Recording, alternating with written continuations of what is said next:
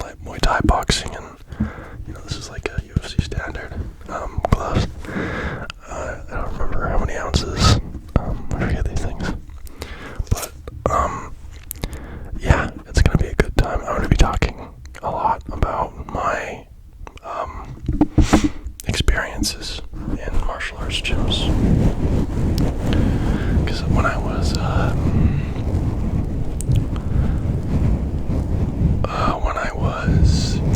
thinking about what I would film today or tonight, it's 2 in the morning right now.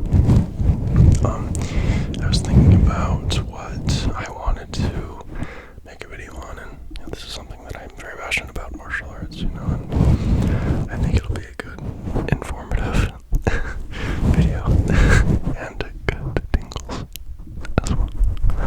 as well. Take this off so you can hear it a bit better.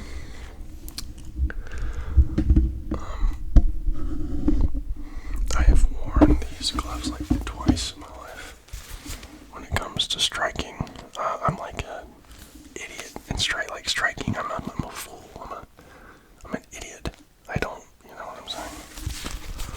I know how to hit properly. But as far as like defending myself, like blocking, I'm terrible at it. I just don't understand how it works. And I've never been in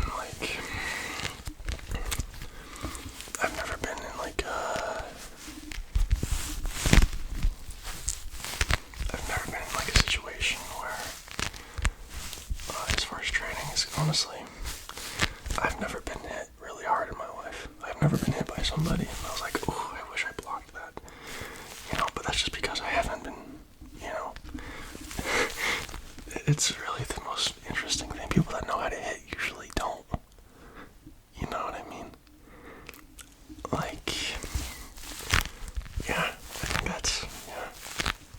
I've been punched many times in the face, and sometimes my jaw hurt a bit after, but never in the moment. I was like, ow, because I don't know the adrenaline going through me, but I hear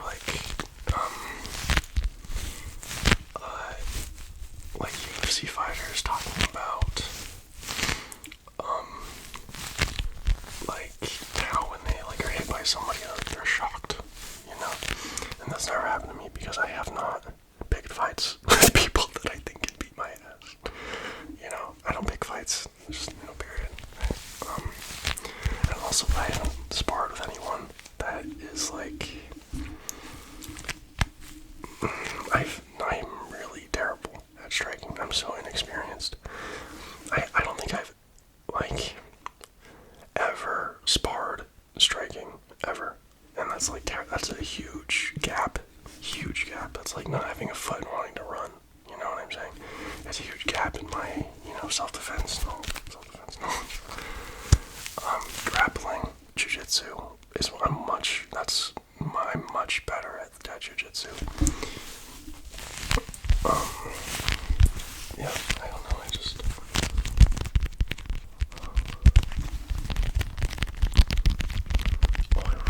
I'm gonna keep this one going for a while. Guys, this is gonna be a long video. Settle in. I'm in a good vibe right now. Let's get the back there as well.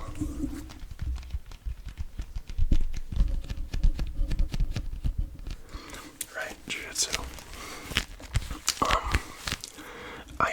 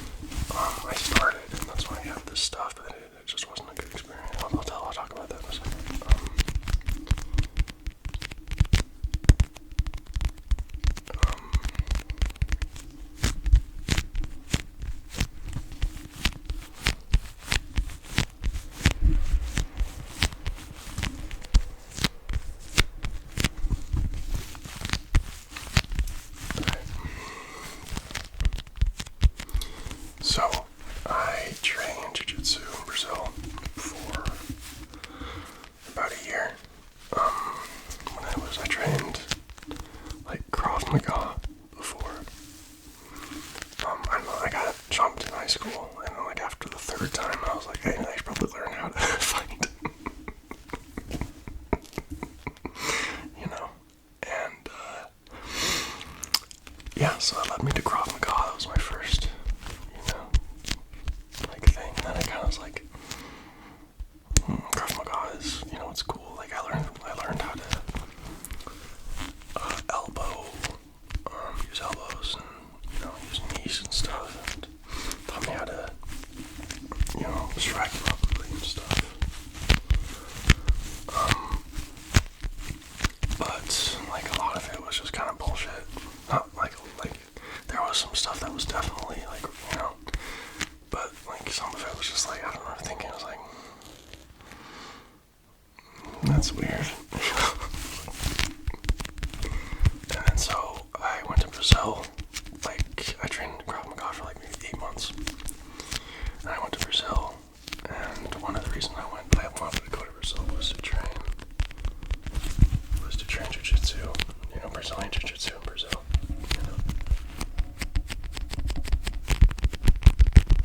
Oh, that is so good. Anyway, I get to Brazil. I'm super nervous, to walk in this gym. I didn't speak Portuguese at the time. And I still don't speak Portuguese well. I speak Portuguese like a 4-year-old.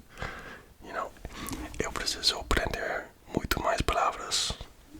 If you speak Portuguese and you want to listen to that, you're like, what the fuck is this guy? What word is it? Wow, what a terrible. He uses the verbs terribly.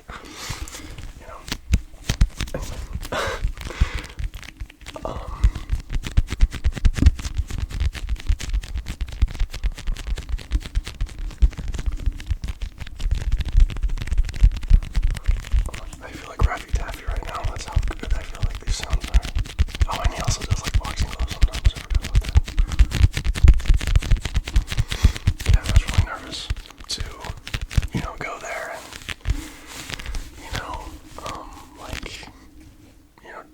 train very intimately with these strangers, But as soon as I got there, there was this man by the name of Thiago. Oh, what a great man Thiago was. So the leader of the sensei, you would call him, was named Carlo. Right, and very fast, I realized this place was not a place of bullshit, because I got my ass whooped very fast, I thought, I'm a big guy, I'm stronger than these people, it doesn't fucking matter. It doesn't matter. Like, I thought it was really cool. Actually, right, Thiago, he spoke English. There were a few people in the class. This was in Brazil that spoke English, right? And they helped me translate what Carlo was saying, and helping me learn, and even like to give me a ride, Such kind, compassionate people, And I learned a lot. I got really comfortable grappling, and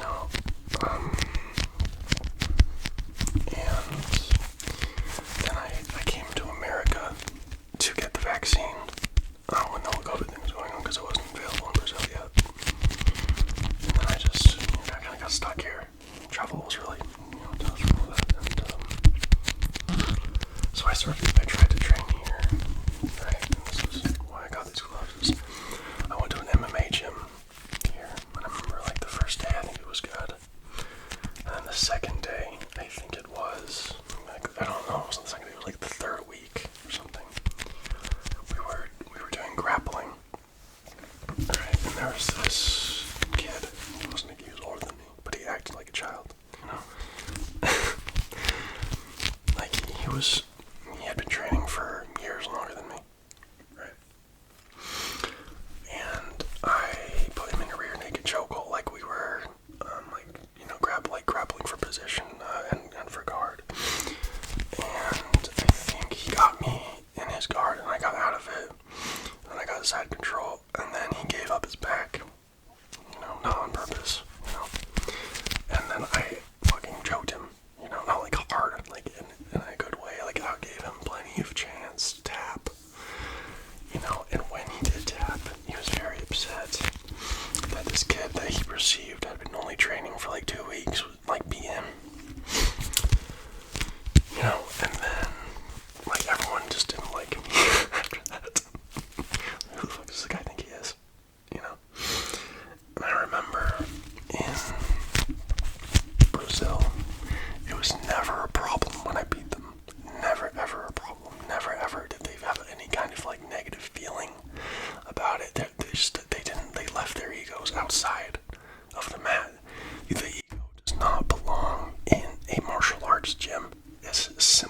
that. It is as simple as that. And the presence of the human ego in that MMA gym in America was overwhelming. And it was terrible. And after that, I just felt like, I don't even want to be here. Like, you guys suck. You know, like, because I was like, I was letting people win. You know, I don't mind letting people win if they're like new and they're trying to learn. Okay? But if someone's been training for 5 years, okay, and they think, you know, they have in their head that they're like this excellent jiu-jitsu practitioner, you know, and then I come in and I give them significant trouble. I'm not saying I'm like a prodigy or whatever, but I think they were very surprised by the amount of difficulty that they had in submitting me, and I pissed them off, you know, to an extent. Not all of them. There was like this guy from, I think he was from like South Africa. Really cool guy.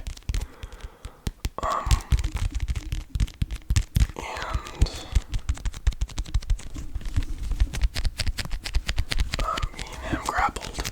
It was a friendly, you know, thing. We both tried. You know, I don't think either of us either submitted each other. I think he did submit me, actually. But I wasn't upset. You know, he beat me fair and square. You know, and it was just very frustrating. Like me feeling like I had to lower my, like, and I'm doing them a disservice if I'm not trying, because then they're gonna have this false confidence. You know what I'm saying? You know. And I remember like there was this kid getting ready for an amateur fight. You know, not kid. Also, this is my perspective of it. I'm sure they would have. Maybe I acted like a dick. You know, maybe I brought my ego. I think that's true to an extent. I think I did bring it a bit. Or, you know, I think that it was definitely like a two-party thing. Like, it takes two to tangle. You know what I'm saying? I just don't know. Maybe I feel like the energy in the Brazilian gym was better.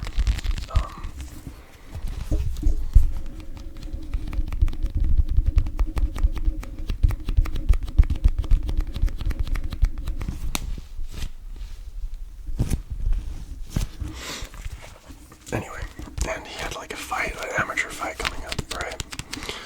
And I was grappling with him, and I was like, I don't know, I remember like I was like thinking like he's not ready. You know, like I don't know, like I don't know, but he did go on to win that fight, so he was ready, and I was wrong. You know, he won that fight. I saw it on TV. You know, but I remember grappling with him, and he was smaller than me, right? Significantly smaller than me. So I guess, you know, that also, you know, was a factor, right? But like he was so upset that he was losing, you know, and I just like I have no problem with getting my ass beat, you know. But I remember the like instructor, like that would grapple with me there, but he would just like dominate me. He wouldn't even try to teach me, you know, like he was like he'd been doing it for like 30 years, you know, and he already decided like he didn't like me, because I remember I tried to like force him on the ground. He says, like, it was an open mat day, and he says, yeah, I'll grapple with you, right? And I was like, okay, let's grapple, right? We start standing up, and I try to, like, just pull him down to the ground, you know, like, I try to get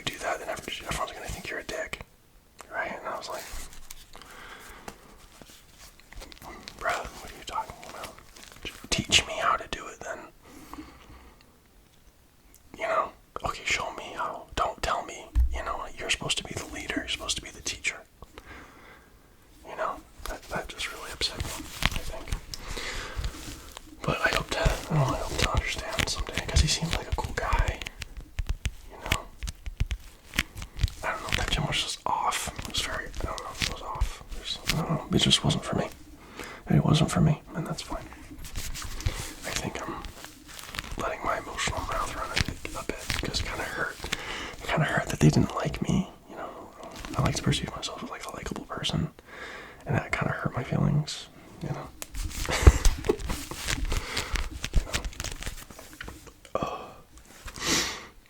Yeah.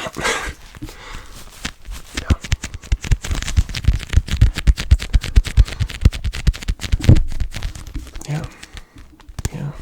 And I remember, like, when I was in Brazil, and there was a blue belt that I would train with. So the thing about blue belts is at the level of blue belt, you're supposed to be able to, you know, control someone who is bigger than you.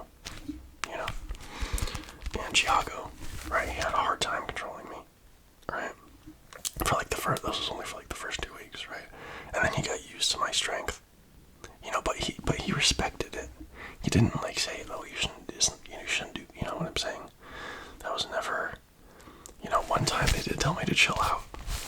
It was gonna make me sound so cool. I was training with a black belt, right? Very dangerous man, very fit guy, very strong, very strong for his, not even just for his age. He was one of the strongest people I've ever grappled with. He was very small, like physically small.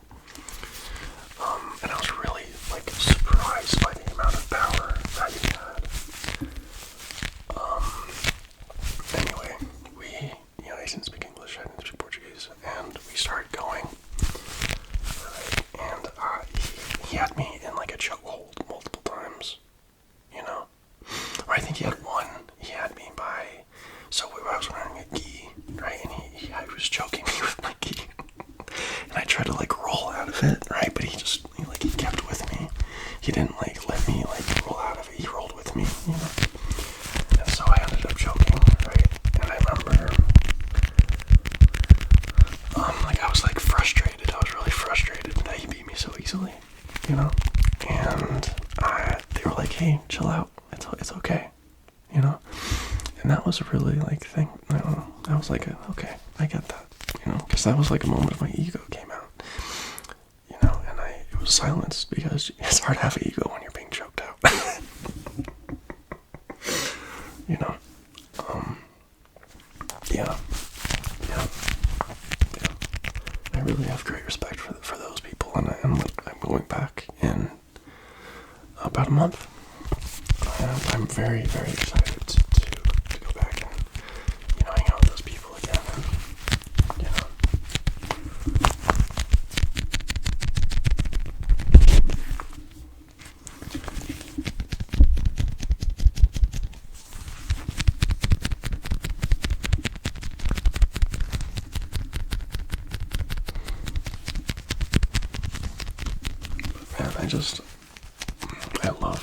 Man, I loved jiu-jitsu. It's been like about a year since I trained consistently. And the last time I walked into the gym was about 3 months, I think. Too long. We're gonna find another one. Now it's been 20 minutes I've been talking. Jesus Christ. These are shin guards. I remember the lady I bought these from.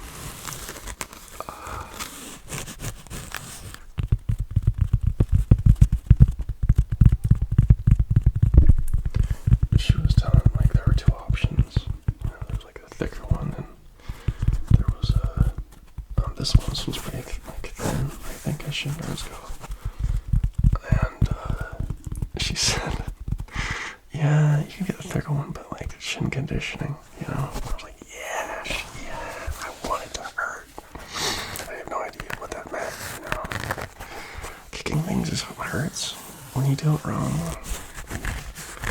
I like kicked the guy's elbow and it hurt. And I think everyone was kind of surprised I didn't break my leg. Yeah. Like I'm really interested in training Muay Thai. I think I'll try to do that when I get back there. Like I said, my lack of striking skills is real problem.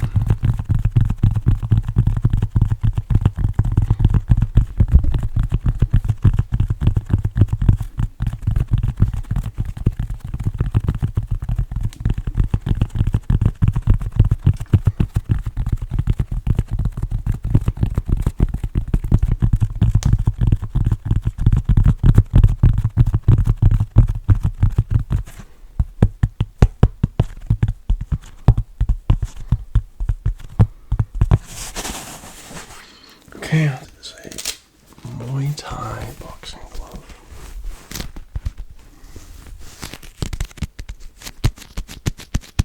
Oh, it's a very different kind of sound than the other ones we're making.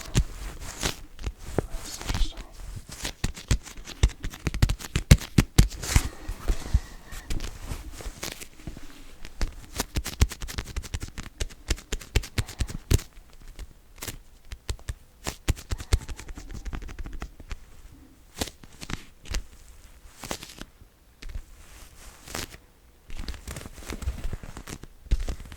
You know, and thinking about and talking about it, like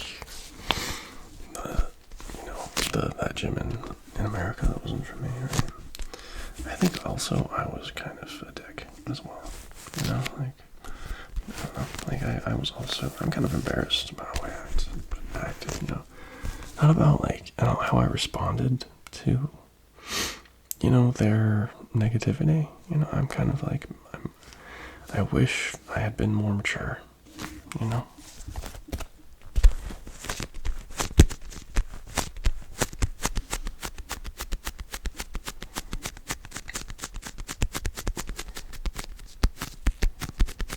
Yo, this video is my best video. I might make it, I don't know how long it's gonna be. Oh, it's gonna be long, I'm having a great time.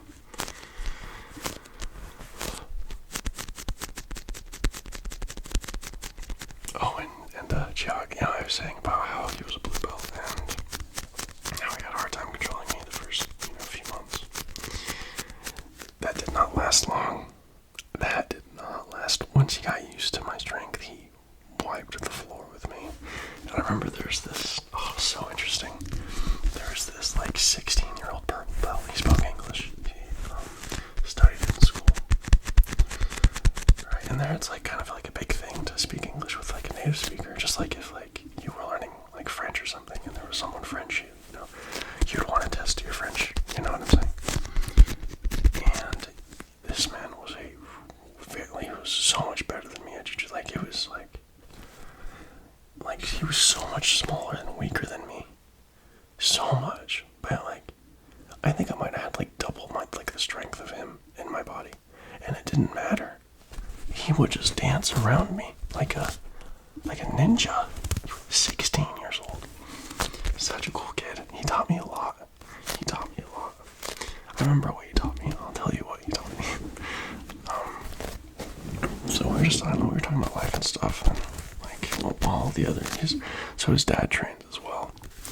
That's usually how it goes. You know, the younger kids are brought by their fathers. My father never brought me there. I brought myself because I was tired of getting beat the fuck up. You know.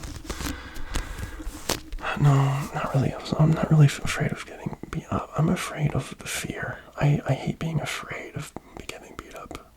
You know? I'm more afraid. I don't like being afraid. That's it, really.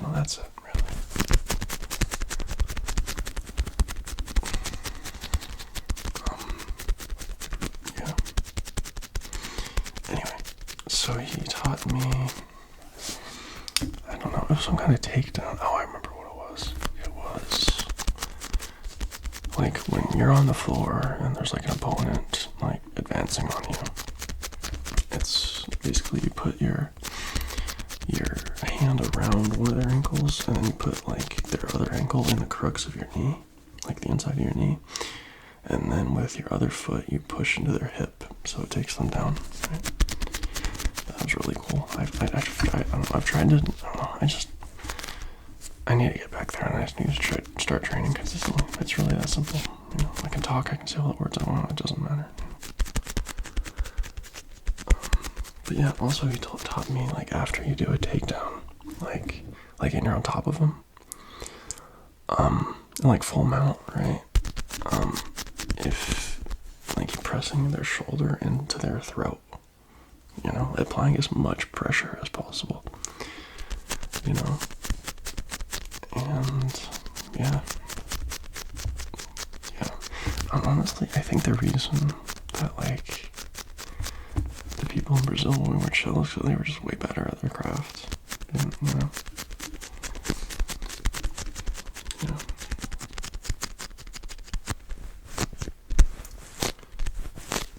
But, you know, a shoddy carpenter blames his tools.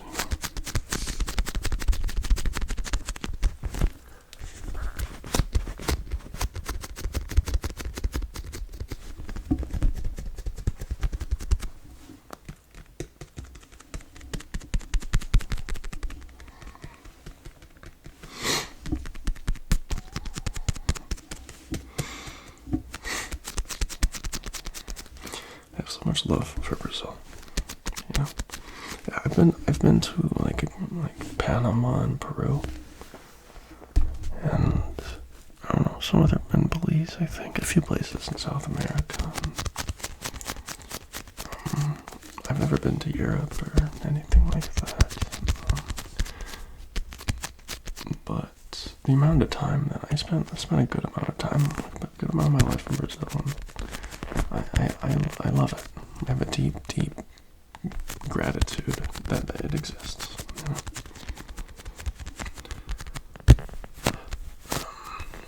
But this is actually kind of interesting. I remember when I lived there, in like 2020, I was at a bar, and there was this guy much older than me, maybe 10, 15 years older than me, maybe like 35 something, 40.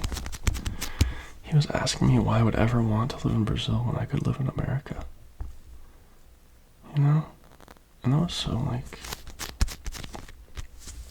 confused by that. You know, but I understood, like, the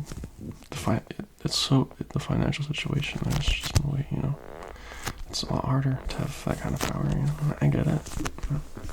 Not really going to talk about, you know, the socioeconomic landscape, you know, and the differences between America and Brazil in that perspective, but we are very privileged in the U.S. You know, I didn't really realize that till I lived there in Brazil. You know, and I think it just makes them better people that they deal with more hardship.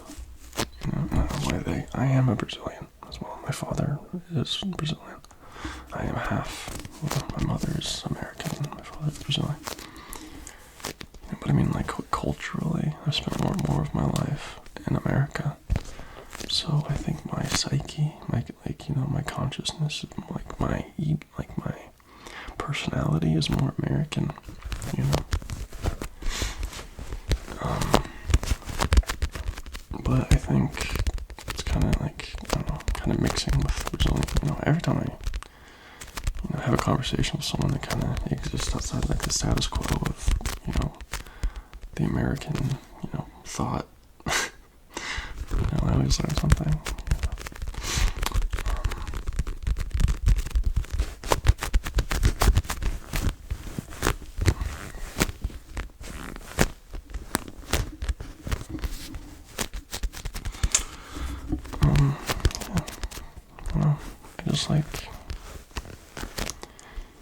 I can't say things on the internet sometimes. I just like, it's so interesting how much faith, you know, that the American people have in their government. It's really cool, I think. And then you go other places and you hear things about, you know, just not everywhere. Not all the countries in the world have the same perception as we do. You know.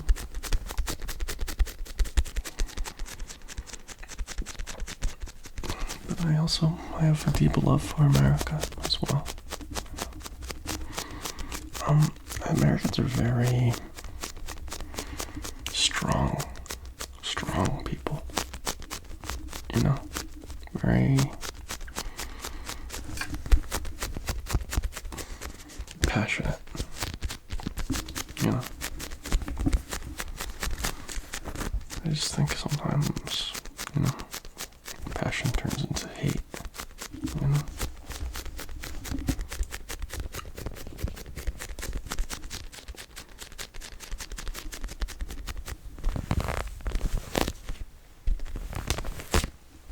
This is my longest video I've ever made.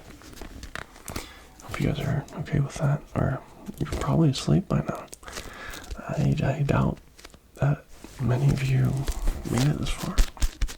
If you did, put a octopus emoji in the comments, and then I'll be like, that's real on me right there. I think that's fine. Something else to I want to get back to this one because I quite like it.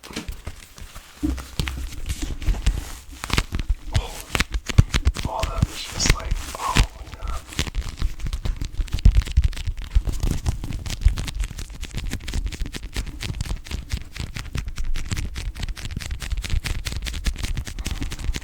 I'm tingling right now as I'm making this.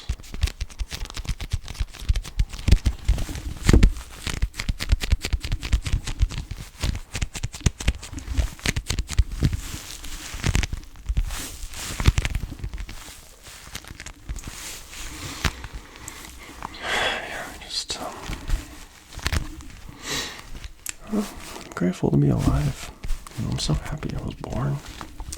I'm so happy I'm happy about being born.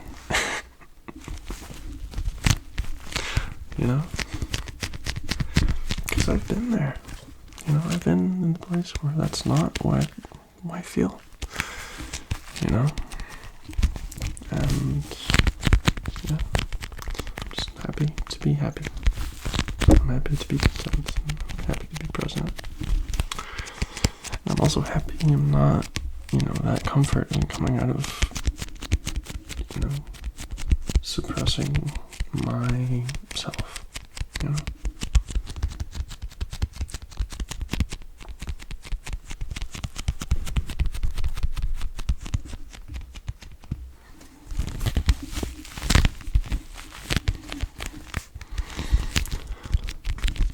I remember, I don't know, I've made so many mistakes in my life,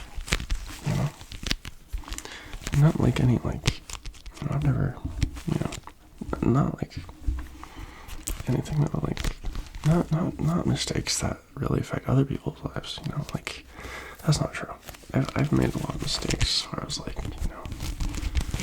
hurting my parents by my perception of reality and things like that. I totally get that, but as far as people, outside my parents, I feel like I've been pretty compassionate, in my life. Of course, when I was a teenager, it's not that way.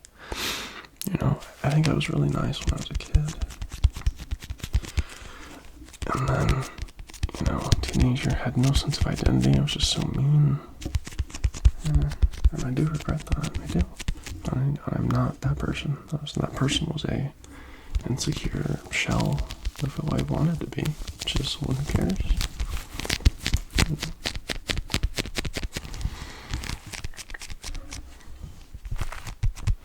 Oh man. Oh, sorry about that. I was just trying to let you hear my popping my wrists.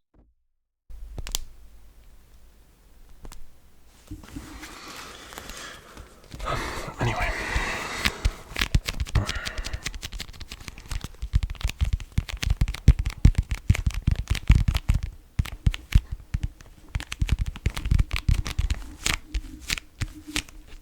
Oh, and my last video, I talked about how, you guys' perception on helping people, the whole concept of, trying to lead the horse to water and make it drink. You can't do, and you all said some very profound stuff, which really helped me, through that, problem I was having, and I appreciate that. I really do. I think this is it's gonna sound so strange. I'm so honest here. I'm so honest, And I've really tried. This is gonna sound so weird. I'm just making this realization now. I think as I've been making these videos, I've been trying to match this level of genuine. What's the realness. I'll call it realness in my like real personal life, and it has been going really successfully. You know, that like this, like being more real in my life, like over the past few months, has made a substantial increase in the quality of my life and people around me. You know, I'm just kind of happy I made that realization now, and not like when I was, about to die. You know, but maybe I am about to die. You know, maybe tomorrow's the only day I have left. And if so, if it is my time, so be it. You know, I lived a good life. And I think we all have our time. You know, I am scared of dying. I don't want to die, but fighting it is silly. It's like fighting the wind with a sword. It's like, what is this guy doing?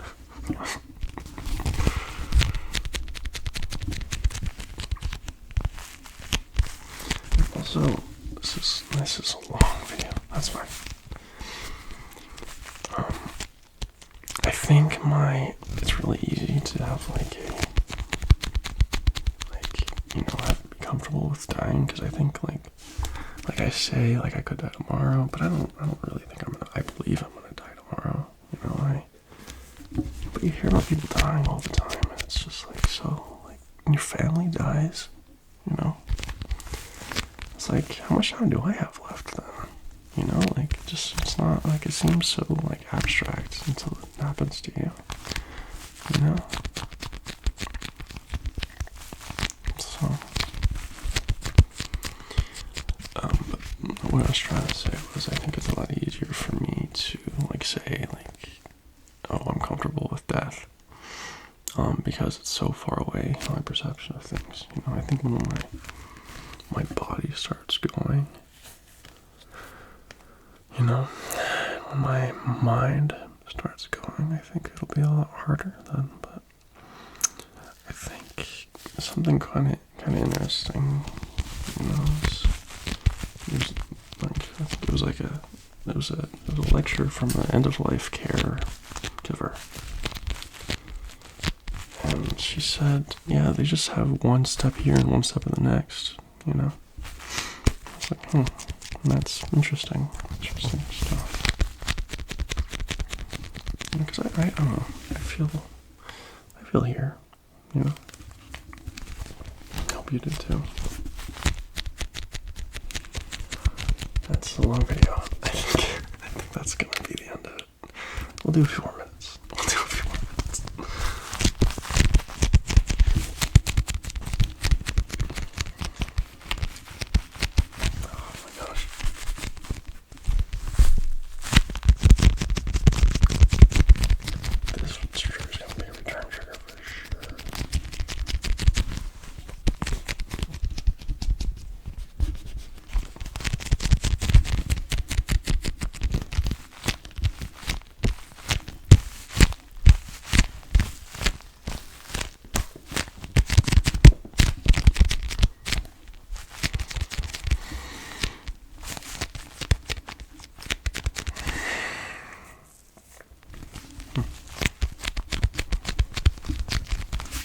My life is so interesting.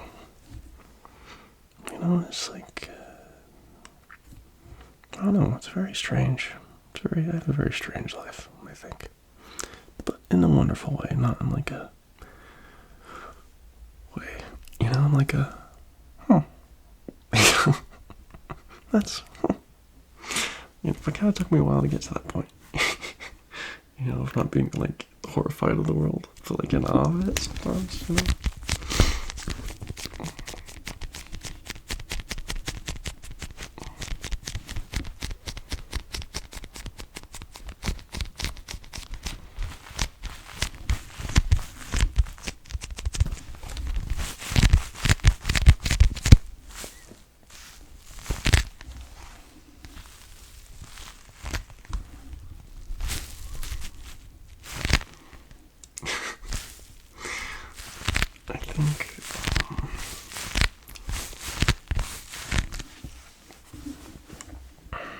don't know, I just think a lot.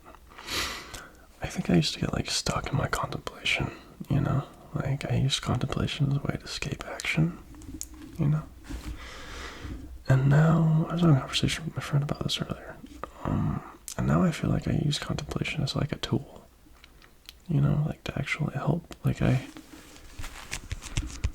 been doing this exercise for a few years, you know, more, you know, or less, depending on how, you know, aware I was of my emotional state at the time, of like following an emotion, like to see where it comes from.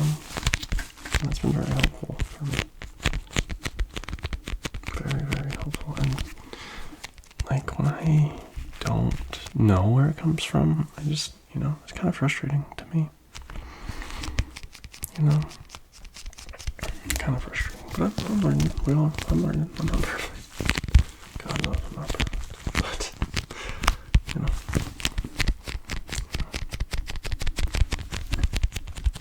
45 minutes, guys. I think that's gonna be it. My gosh, but I don't want to stop. Well, then I'm not gonna. Why don't I just do an hour? Then, you know, it's like, what's the harm?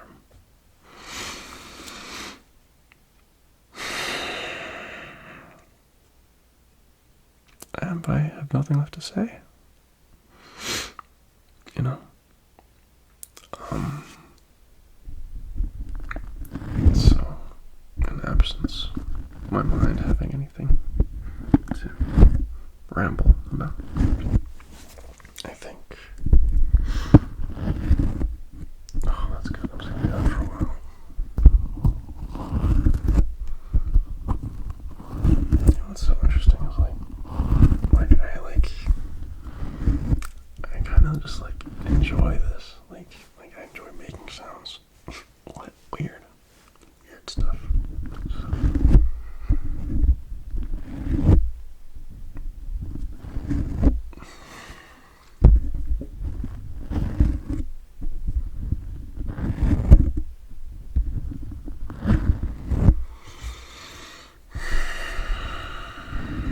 My goodness, I'm tired. Crap, it just hit me.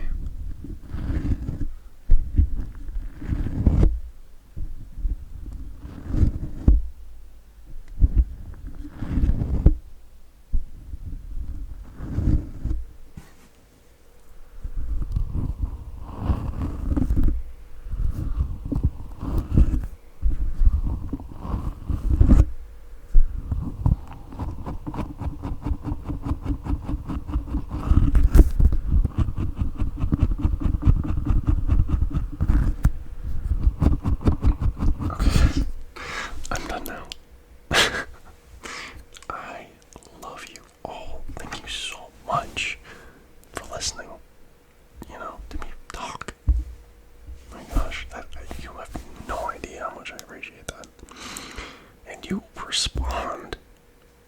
That is like, sometimes, this is gonna sound so, I've like cried before, not like, but like a tear has come down my eye, like reading some of the kind words that you people say to me. It is just mind-boggling to me that I can make it, you know what I'm saying? I can make, you know, have a positive effect, you know? That was,